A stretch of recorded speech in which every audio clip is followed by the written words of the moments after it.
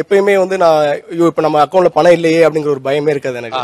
எப்பயுமே அவங்க அமௌண்ட் சேவிங்ல இருக்கனால வந்து ஐ டோன்ட் கேர். எப்பயும் நம்ம ஃப்ரெண்ட்ட போய் கேட்கும்போது பாத்தீங்கன்னா வந்து ரொம்ப யோசிப்போம். நாளைக்கு நம்ம ஒரு இடத்துல ஒரு ஏதோ ஒரு பணத்தை எதிர்பார்த்து இருக்கிறோம்னா உடனே அப்ப மனைவிட்ட போய் தைரியமா அவக்கு எனக்கு இவ்வளவு அமௌண்ட் கொடு அப்படின்னு கேட்க அவங்களே வந்து கொடுப்பாங்க. எப்படி சார் நீங்க வாங்க, நான் அடிக்கல மாட்டேன் வாங்க. மனைவி வேலைக்கு போகாத கணவர்கள் இருக்காங்கல்ல, சோத்துக்கு திண்டாடணும். அவங்களுக்கு மனைவி வேலைக்கு போவதால் இருக்கக்கூடிய அட்வான்டேஜஸ் என்னங்கறத அந்த அனுபவத்திலிருந்து தான் நீங்க சொல்ல முடியும். நான் ஏற்கனவே குழம்பி போன குட்டையா இருக்கேன். நான் வந்து ஒரு செல்ஃப் எம்ப்ளாய்.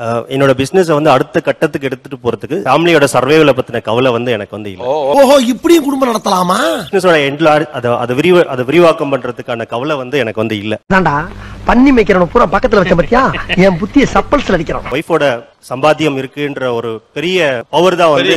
ஆமா, நீங்க சொல்லல தெரியுது, கையை மடக்கி, அது பெரிய பவர். கட்டில புருஷன் தான் நம்பி கட்டில படுக்கும் போது காதுலயும் கழுத்திலயும் மாட்டிட்டு படுக்காத.